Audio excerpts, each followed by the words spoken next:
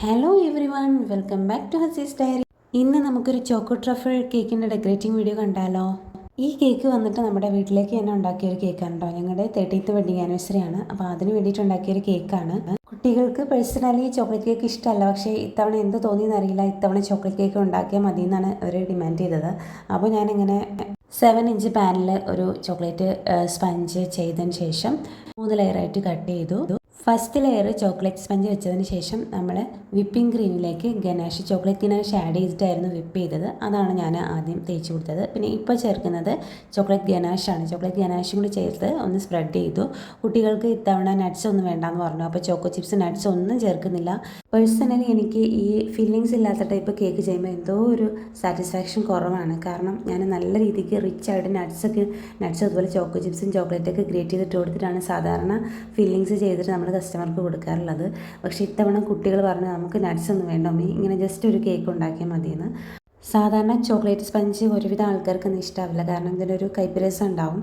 അപ്പോൾ ഞാൻ dark cocoa അങ്ങനെ ഉപയോഗിക്കാറില്ല, ലൈറ്റ് കൊക്കോ പൗഡറാണ് ഉപയോഗിക്കാറ്. പക്ഷേ ഡാർക്ക് കൊക്കോ പൗഡർ ഉപയോഗിക്കുന്ന സമയത്താണ് ഈ ഒരു കശർപ്പും ഒരു ടേസ്റ്റ് വ്യത്യാസം ഉണ്ടാവും. പക്ഷേ ലൈറ്റ് കൊക്കോ ഉപയോഗിച്ച് കഴിഞ്ഞാൽ അധികം കളർ വന്നില്ലെങ്കിൽ പോലും നല്ല ടേസ്റ്റ് ഉണ്ടാവും. അപ്പോൾ അതെ, അങ്ങനെ 3rd ലെയറും 2nd ലെയറും വെച്ച് 3rd ലെയറും സെറ്റാക്കി കഴിഞ്ഞു.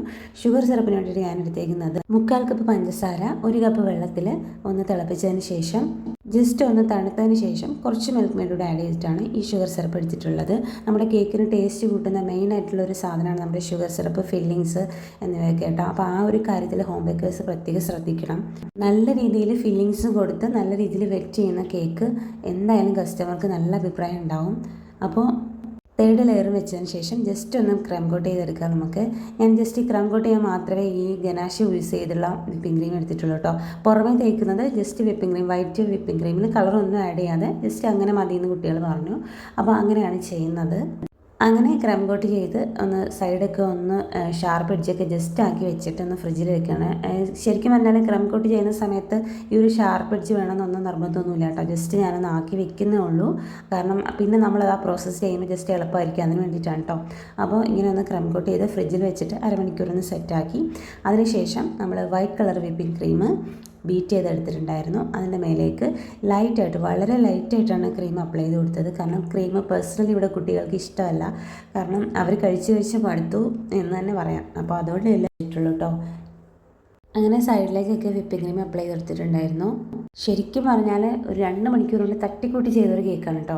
ഒരു പ്രതീക്ഷ ഉണ്ടായിരുന്നില്ല ചെയ്യാൻ. ശരിക്കും പറഞ്ഞാൽ സമയമില്ലായിരുന്നു, കാരണം ഒരു ക്രാൻഡിൽ സെറമണി ഉണ്ടായിരുന്നു ആ വോട്ടിന് ഇലക്ഷൻ്റെ ആണ്. അപ്പോൾ ഇലക്ഷൻ്റെ പിറ്റേന്നാണ് ഞങ്ങളുടെ ആനിവേഴ്സറി. അപ്പോൾ ആ ക്രാൻഡിൽ സെറമണിക്ക് പോയിട്ട് വന്നപ്പോൾ തന്നെ ലേറ്റായി, രാത്രിയായി. അപ്പോൾ പിറ്റേന്നാണ് ആനിവേഴ്സറി. പിന്നെ സമയമില്ലല്ലോ എന്ന് കരുതിയിരിക്കുമ്പോൾ കുട്ടികളിങ്ങനെ ഒരു പ്രചോദനം തന്നു, കുഞ്ഞാൾക്ക് പറ്റും. അപ്പം അങ്ങനെ ആ ഒരു പ്രചോദനം ഉൾക്കൊണ്ട് തന്നെയാണ് കേട്ടോ ഈ ഒരു കേക്കിന് വേണ്ടിയിട്ട് ഒരുങ്ങിയത്. പിന്നെ ഇനി ടൈമുണ്ട് നമുക്ക് ചെയ്യാമെന്ന് പറഞ്ഞിട്ട് നമ്മുടെ കുഞ്ഞു മക്കളൊക്കെ വീട്ടിൽ നിന്ന് ഇങ്ങനെ പ്രോത്സാഹനം തന്നു. അങ്ങനെയാണ് കേട്ടോ ഞാൻ അങ്ങനെ കേക്കിനായിട്ട് ഒരുങ്ങിയത്. ശരിക്കും പറഞ്ഞാൽ ഭയങ്കര ഡിസപ്പോയിൻറ്റഡ് ആയിരുന്നു, കാരണം ഇത്തവണയും ഇക്ക കൂടെ ഇല്ല. ഇതുവരെയും 13 വർഷമാണ്. അപ്പോൾ ഇതുവരെ ഇക്ക ഞങ്ങളെ കൂടെ ഉണ്ടായിട്ടില്ല വെഡിങ് ആനിവേഴ്സറിക്ക്. അപ്പോൾ ഇത്തവണ ഉണ്ടാവുമെന്നൊരു പ്രതീക്ഷ ഉണ്ടായിരുന്നു. പക്ഷേ എന്താണ്, ഇൻഷാ അല്ലാഹ് അടുത്ത തവണ നമുക്ക് ഒരുമിച്ച് ആഘോഷിക്കാമെന്നുള്ള ശുഭപ്രതീക്ഷയുണ്ട്. അപ്പോൾ അങ്ങനെ ഞാൻ മടിച്ചിരുന്നതായിരുന്നു കേക്ക് ഉണ്ടാക്കുന്നില്ല എന്നൊക്കെ വിചാരിച്ചിട്ട്. പക്ഷേ എന്തോ അങ്ങ് ചെയ്തു. അപ്പോൾ അങ്ങനെ സൈഡൊക്കെ ഒന്ന് ഫിനിഷ് ചെയ്ത് ലെവലാക്കി എടുക്കുന്നുണ്ട്. ഞാനിതിന് വലിയ ഫിനിഷിംഗ് ഒന്നും കൊടുക്കാൻ നിന്നില്ല, കാരണം ഓയിൽ ബ്രഷ് വെച്ചിട്ടൊരു സൈഡ് ഡിസൈനായിരുന്നു ഞാനിങ്ങനെ മനസ്സിൽ കണക്ക് കൂട്ടിയത്. അതുകൊണ്ട് തന്നെ ജസ്റ്റ് ഒന്ന് ഷാർപ്പ് എഡ്ജ് വരുത്തിയിട്ട് ജസ്റ്റ് ആ ഓയിൽ ബ്രഷ് കൊണ്ടിട്ട് ഇങ്ങനെ ഒന്ന് മോൾ ഭാഗം ഒന്ന് റൗണ്ട് ചെയ്തെടുത്തിട്ട് സൈഡിലേക്ക് ഒന്ന് ജസ്റ്റ് സിഗ്സാഗ് പോലെ ഒന്ന് വരഞ്ഞിട്ട് കൊടുക്കുന്നുണ്ട്. പെട്ടെന്നൊക്കെ തട്ടിക്കൂട്ടുന്ന കേക്കിന് പറ്റിയൊരു ഡിസൈനാണ് കേട്ടോ. അങ്ങനെ അത് കഴിഞ്ഞപ്പോഴാണ് എനിക്ക് അടുത്ത പണി കിട്ടിയത്. വിപ്പിംഗ് ക്രീമിലേക്ക് റെഡ് കളർ ആഡ് ചെയ്തപ്പോൾ നല്ല രീതിയിൽ ക്രീം അങ്ങ് ലൂസായിപ്പോയി. അപ്പോൾ വേറെ ഒന്നും നോക്കിയില്ല, ഞാനതെടുത്ത് താഴേക്ക് അങ്ങ് പുരട്ടി. ജസ്റ്റ് ഒഴുകി പോകുന്നുണ്ടായിരുന്നു, ഞാനത് മൈൻഡാക്കിയില്ല. ജസ്റ്റ് ഒന്ന് വേഗം തന്നെ ടപ്പേന്നൊന്ന് പുരട്ടിയിട്ട് ഒന്ന് ക്ലീൻ ചെയ്ത് ഫ്രിഡ്ജിൽ വെക്കാമെന്ന് വെച്ചു. അപ്പോൾ അങ്ങനെ അതും ആക്കി. അതിനുശേഷം ഒരു ടോപ്പർ, ഹാപ്പി ആനിവേഴ്സറിയുടെ ടോപ്പർ വെച്ച് കൊടുത്തിട്ടുണ്ടായിരുന്നു. പിന്നെ ഈ ഒരു കേക്കിലേക്ക് ഒരു ലവ് ഷേപ്പ് വരച്ചു കൊടുക്കാൻ വേണ്ടിയിട്ട് ഞാൻ ഫോണ്ടൻ്റ് കൊണ്ട് ചെയ്യാമെന്നൊക്കെ വിചാരിച്ചിരുന്നതാണ്. പക്ഷേ സമയക്കുറവും മടിയും കാരണം ജസ്റ്റ് അതേ വിപ്പിംഗ് ക്രീം, ആ ലൂസായ വിപ്പിംഗ് ക്രീം കൊണ്ട് തന്നെ ഞാനൊരു മണ്ടത്തരം കാണിച്ചു. അത് ഇങ്ങനെ ലവ് ഷേപ്പ് വരച്ചിട്ട് അതെന്തോ പോലെ സ്പ്രെഡായിട്ട് റൗണ്ടൊക്കെ ആയിട്ട് വന്നു, കാരണം ക്രീം നല്ല ലൂസായി പോയിട്ടുണ്ടായിരുന്നു. എന്നാലും ജസ്റ്റ് ഞാനത് വരച്ചു കൊടുത്തതിന് ശേഷം കുറച്ച് ചെറിയ ഷുഗർ ബോൾസ്, വളരെ ചെറിയ വൈറ്റ് കളർ ഷുഗർ ബോൾസ് കൊണ്ട് അവിടെ ഇവിടെയൊക്കെ ഒന്ന് സ്പ്രെഡ് ചെയ്ത് കൊടുത്തിട്ടുണ്ടായിരുന്നു. ആ ലവ് ഷേപ്പ് കണ്ടിട്ട് ശരിക്കും പറഞ്ഞാൽ എനിക്ക് തന്നെ ചിരി വന്നു. പിന്നെ ഞാൻ എന്ത് ചെയ്തെന്ന് വെച്ചാൽ ഫോണ്ടൻ്റ് കൊണ്ട് തന്നെ ലവ് ഷേപ്പ് ഉണ്ടാക്കി. ഫോണ്ടൻ്റ് കട്ടർ കൊണ്ടിട്ട് നമ്മുടെ നെയിമും എല്ലാം എഴുതിയ സമയത്ത് കുറച്ച് ലവ് ഷേപ്പ് ഒന്ന് ഹാർട്ട് ഷേപ്പ് ഒന്ന് കട്ട് ചെയ്തെടുത്തതിന് ശേഷം അതിൻ്റെ മേലേക്ക് തന്നെ വെച്ച് കൊടുത്ത് കുളമാക്കി എന്ന് തന്നെ പറയാം. കാരണം ആ ഒരു സ്പ്രെഡായിരിക്കുന്ന ക്രീമും അതിൻ്റെ മേലേക്ക് ഇതും കൂടി വന്നപ്പോൾ ആകെ മൊത്തം സ്പ്രെഡായി എന്ന് തന്നെ പറയാം. എന്നാലും പിന്നെ മാറ്റാൻ നിന്നില്ല, പിന്നെ സമയമില്ലല്ലോ.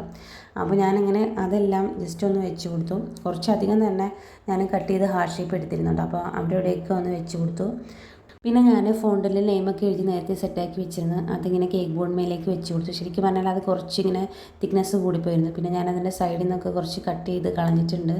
രണ്ട് സൈഡും കട്ട് ചെയ്ത് കളഞ്ഞതിന് ശേഷം അതിൻ്റെ ആ ഒരു വീതിയൊക്കെ ജസ്റ്റ് ഞാൻ ഇടയ്ക്കൊന്ന് അതിൽ വെച്ചതിന് ശേഷം കുറച്ചായിരുന്നു. ശരിക്കും അത് സെറ്റായിരുന്നു, എന്നാലും ഞാൻ ജസ്റ്റ് ഒന്ന് കുറച്ച് അതൊന്ന് റെഡിയാക്കി എടുത്തു.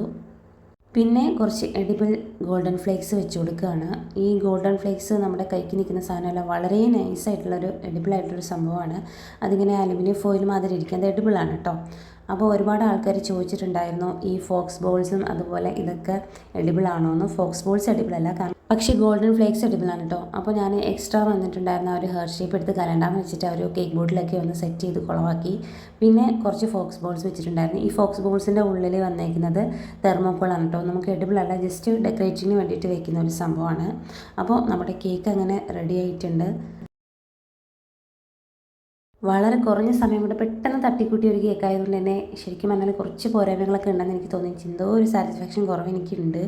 അപ്പോൾ ഈ കേക്ക് നിങ്ങൾക്ക് ഇഷ്ടമായിട്ടുണ്ടെങ്കിൽ ഒന്ന് ലൈക്ക് ചെയ്തൊന്ന് കമൻറ്റ് ചെയ്തേക്കണേ. അതുപോലെ ചാനൽ സബ്സ്ക്രൈബ് ചെയ്യാത്ത കൂട്ടുകാരുണ്ടെങ്കിൽ ഒന്ന് സബ്സ്ക്രൈബ് ചെയ്ത് സപ്പോർട്ട് ചെയ്യണേ. അപ്പോൾ ഇൻഷാ അല്ലാഹ് മറ്റൊരു അടിപൊളി വീഡിയോ ആയിട്ട് കാണാം. അതുവരേക്കും ടേക്ക് കെയർ, ബൈ ബൈ, അസ്സലാമു അലൈക്കും.